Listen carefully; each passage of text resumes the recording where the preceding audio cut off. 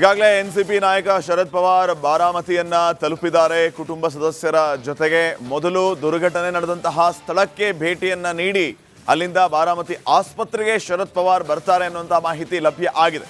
ಈಗಾಗಲೇ ಬಾರಾಮತಿಯನ್ನ ಹೆಲಿಕಾಪ್ಟರ್ ಮೂಲಕ ತಲುಪಿರುವಂಥದ್ದು ಶರದ್ ಪವಾರ್. ಹೆಲಿಕಾಪ್ಟರ್ನಲ್ಲಿ ಬಾರಾಮತಿಯನ್ನ ತಲುಪಿದ್ದಾರೆ. ಅಪಘಾತ ಸ್ಥಳದತ್ತ ಶರದ್ ಪವಾರ್ ಈಗ ಹೊರಟಿದ್ದಾರೆ. ಬಾರಾಮತಿಯ ಅಪಘಾತ ಸ್ಥಳದತ್ತ ಶರದ್ ಪವಾರ್ ಈಗಾಗಲೇ ಹೊರಟಿರೋದು. ದೆಹಲಿಯಿಂದ ಪ್ರಫುಲ್ ಪಟೇಲ್ ಕೂಡ ಆಗಮಿಸಿದ್ದಾರೆ. ಅಜಿತ್ ಪವಾರ್ ಸಹೋದರಿ ಸುಪ್ರಿಯಾ ಸುಳೆ ಕೂಡ ಈಗಾಗಲೇ ಆಗಮಿಸಿದ್ದಾರೆ.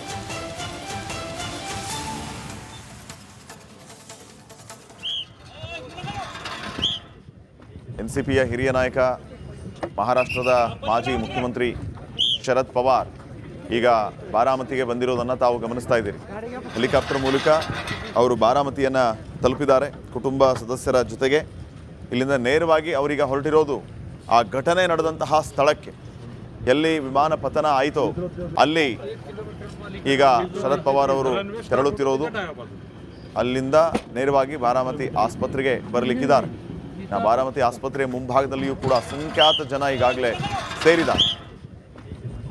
ಈ ಹಿನ್ನೆಲೆ ಇಡೀ ಮಹಾರಾಷ್ಟ್ರದಲ್ಲಿ ಒಂದು ರೀತಿ ದುಃಖದ ವಾತಾವರಣ ಮನೆ ಮಾಡಿದೆ. 3 ದಿನದ ಶೋಕಾಚರಣೆ ಕೂಡ ಮಹಾರಾಷ್ಟ್ರ ರಾಜ್ಯದಲ್ಲಿ ಇರುತ್ತೆ ಅಂತ ಮುಖ್ಯಮಂತ್ರಿ ದೇವೇಂದ್ರ ಫಡ್ನವೀಸ್ ಈಗಾಗಲೇ ಘೋಷಣೆಯನ್ನು ಕೂಡ ಮಾಡಿದ್ದಾರೆ. ಇವತ್ತು ಬೆಳಗ್ಗೆ 8:46 ಮಹಾರಾಷ್ಟ್ರದ ಧೀಮಂತ ನಾಯಕನಿದ್ದಂಥ ವಿಮಾನ ಪತನಗೊಂಡು ಅವರ ಜೊತೆಯಲ್ಲಿದ್ದಂಥ ಇನ್ನುಳಿದ 5 ಒಟ್ಟು 6 ಜನ ಮೃತಪಟ್ಟಿದ್ರು. ಈಗ ಬಾರಾಮತಿಯ ಆಸ್ಪತ್ರೆಯಲ್ಲಿ ಅವರ ಪಾರ್ಥಿವ ಶರೀರವನ್ನು ಇರಿಸಲಾಗಿದೆ. ಅಲ್ಲಿಗೆ ಕುಟುಂಬಸ್ಥರು ಈಗ ಆಗಮಿಸಿದ್ದಾರೆ ಅನ್ನೋ ಮಾಹಿತಿ ಲಭ್ಯವಾಗ್ತಾ ಇದೆ. ಆಸ್ಪತ್ರೆಗೆ ಧಾವಿಸಿದ್ದಾರೆ. ಪತ್ನಿ ಸುನೀತಾ ಹಾಗೂ ಪುತ್ರ ಪಾರ್ಥ ಬಾರಾಮತಿಗೆ ಆಗಮಿಸಿದ್ದಾರೆ. ಅಜಿತ್ ಪವಾರ್ ಅವರ ಪತ್ನಿ ಹಾಗೂ ಪುತ್ರ ಇಬ್ಬರು ಕೂಡ ಬಂದಿದ್ದಾರೆ. ಇನ್ನು ದೆಹಲಿಯಿಂದ ದೌಡಾಯಿಸಿದಂಥ ಪ್ರಫುಲ್ಲ ಪಟೇಲ್, ಸುಪ್ರಿಯಾ ಸುಳೆ. ಒಂದು ವಾಚ್ ಇವತ್ತು ಅವರನ್ನು ಪತ್ತೆ ಹಚ್ಚುವಂತಾಯಿತು. ಇನ್ನು ಶರದ್ ಪವಾರ್ ಅವರು ಬಂದಂಥ ದೃಶ್ಯವನ್ನು ಗಮನಿಸ್ತಾ ಇದ್ದಾರೆ. ನೋಡಿ, ಇವರು ಬೈ ರೋಡ್ ಹೋಗ್ತಾ ಇದ್ರು. ಆರೋಗ್ಯದಲ್ಲಿ ಸ್ವಲ್ಪ ಸಮಸ್ಯೆ ಆದಂಥ ಹಿನ್ನೆಲೆಯಲ್ಲಿ ವಾಪಸ್ ಹೋಗಿ ಮತ್ತೆ ಅವರು ಪ್ರೈವೇಟ್ ಜೆಟ್ನಲ್ಲಿ ಹೋಗಿದ್ದಾರೆ. ಕುಟುಂಬಸ್ಥರೆಲ್ಲರೂ ಕೂಡ ಈಗ ಆಗಮಿಸ್ತಾ ಇದ್ದು ಇವತ್ತು ಸಂಜೆಯೇ ಅಂತ್ಯಕ್ರಿಯೆ ನಡೆಯುತ್ತೆ ಅಂತ ಕೂಡ ಹೇಳಲಾಗ್ತಾ ಇದೆ. ಬಾರಾಮತಿಯ ಆಸ್ಪತ್ರೆಯ ಮುಂದೆ ಎನ್ಸಿಪಿ ಕಾರ್ಯಕರ್ತರು ಎಲ್ಲರೂ ಕೂಡ ಕಣ್ಣೀರು ಹಾಕ್ತಿದ್ದಾರೆ. ಕುಟುಂಬಸ್ಥರು ಕೂಡ ಈಗ ಇಲ್ಲಿ ಕಣ್ಣೀರು ಹಾಕ್ತಾ ಇರುವಂಥ ದೃಶ್ಯವನ್ನು ಗಮನಿಸ್ತಾ ಇದ್ದೀವಿ.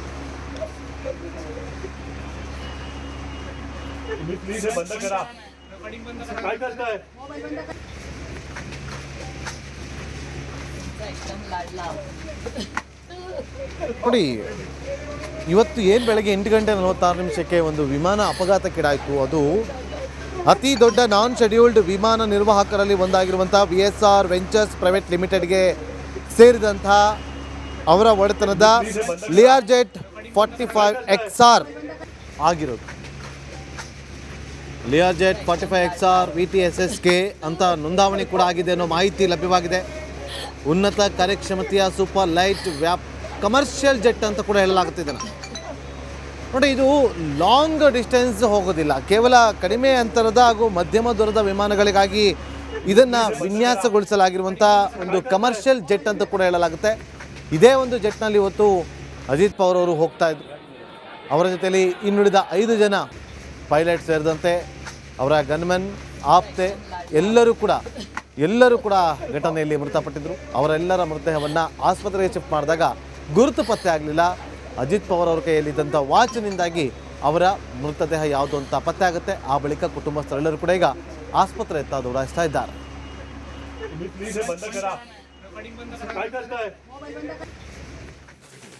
ಈಗಾಗಲೇ ಎನ್ಸಿಪಿ ನಾಯಕ ಶರದ್ ಪವಾರ್ ಬಾರಾಮತಿಯನ್ನ ತಲುಪಿದ್ದಾರೆ. ಕುಟುಂಬ ಸದಸ್ಯರ ಜೊತೆಗೆ ಮೊದಲು ದುರ್ಘಟನೆ ನಡೆದಂತಹ ಸ್ಥಳಕ್ಕೆ ಭೇಟಿಯನ್ನ ನೀಡಿ ಅಲ್ಲಿಂದ ಬಾರಾಮತಿ ಆಸ್ಪತ್ರೆಗೆ ಶರದ್ ಪವಾರ್ ಬರ್ತಾರೆ ಅನ್ನುವಂಥ ಮಾಹಿತಿ ಲಭ್ಯ ಆಗಿದೆ.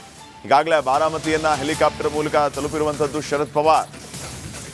ಹೆಲಿಕಾಪ್ಟರ್ನಲ್ಲಿ ಬಾರಾಮತಿಯನ್ನ ತಲುಪಿದ್ದಾರೆ. ಅಪಘಾತ ಸ್ಥಳದತ್ತ ಶರದ್ ಪವಾರ್ ಈಗ ಹೊರಟಿದ್ದಾರೆ. ಬಾರಾಮತಿಯ ಅಪಘಾತ ಸ್ಥಳದತ್ತ ಶರದ್ ಪವಾರ್ ಈಗಾಗಲೇ ಹೊರಟಿರೋದು. ದೆಹಲಿಯಿಂದ ಪ್ರಫುಲ್ ಪಟೇಲ್ ಕೂಡ ಆಗಮಿಸಿದ್ದಾರೆ. ಅಜಿತ್ ಪವಾರ್ ಸಹೋದರಿ ಸುಪ್ರಿಯಾ ಸುಳೆ ಕೂಡ ಈಗಾಗಲೇ ಆಗಮಿಸಿದ್ದಾರೆ.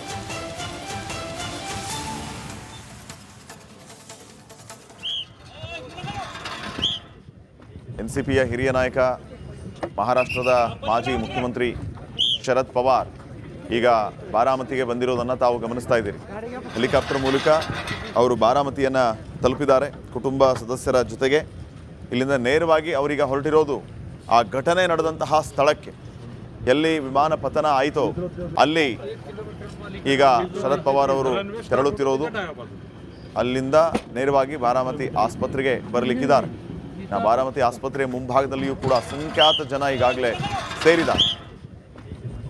ಈ ಹಿನ್ನೆಲೆ ಇಡೀ ಮಹಾರಾಷ್ಟ್ರದಲ್ಲಿ ಒಂದು ರೀತಿ ದುಃಖದ ವಾತಾವರಣ ಮನೆ ಮಾಡಿದೆ. 3 ದಿನದ ಶೋಕಾಚರಣೆ ಕೂಡ ಮಹಾರಾಷ್ಟ್ರ ರಾಜ್ಯದಲ್ಲಿ ಇರುತ್ತೆ ಅಂತ ಮುಖ್ಯಮಂತ್ರಿ ದೇವೇಂದ್ರ ಫಡ್ನವೀಸ್ ಈಗಾಗಲೇ ಘೋಷಣೆಯನ್ನು ಕೂಡ ಮಾಡಿದ್ದಾರೆ. ಇವತ್ತು ಬೆಳಗ್ಗೆ 8:46 ಮಹಾರಾಷ್ಟ್ರದ ಧೀಮಂತ ನಾಯಕನಿದ್ದಂಥ ವಿಮಾನ ಪತನಗೊಂಡು ಅವರ ಜೊತೆಯಲ್ಲಿದ್ದಂಥ ಇನ್ನುಳಿದ 5 ಒಟ್ಟು 6 ಜನ ಮೃತಪಟ್ಟಿದ್ದರು.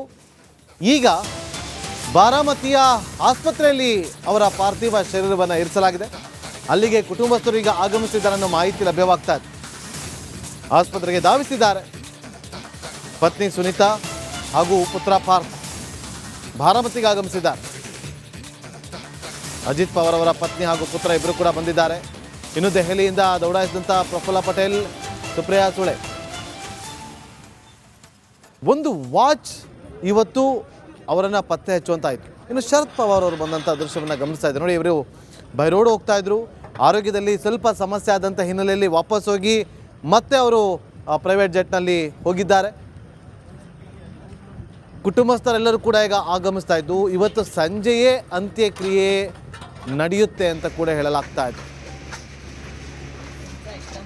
ಬಾರಾಮತಿಯ ಆಸ್ಪತ್ರೆಯ ಮುಂದೆ ಎನ್ಸಿಪಿ ಕಾರ್ಯಕರ್ತರು ಎಲ್ಲರೂ ಕೂಡ ಕಣ್ಣೀರು ಹಾಕ್ತಿದ್ದಾರೆ. ಕುಟುಂಬಸ್ಥರು ಕೂಡ ಈಗ ಇಲ್ಲಿ ಕಣ್ಣೀರು ಹಾಕ್ತಾ ಇರುವಂಥ ದೃಶ್ಯವನ್ನು ಗಮನಿಸ್ತಾ ಇದ್ದೀವಿ.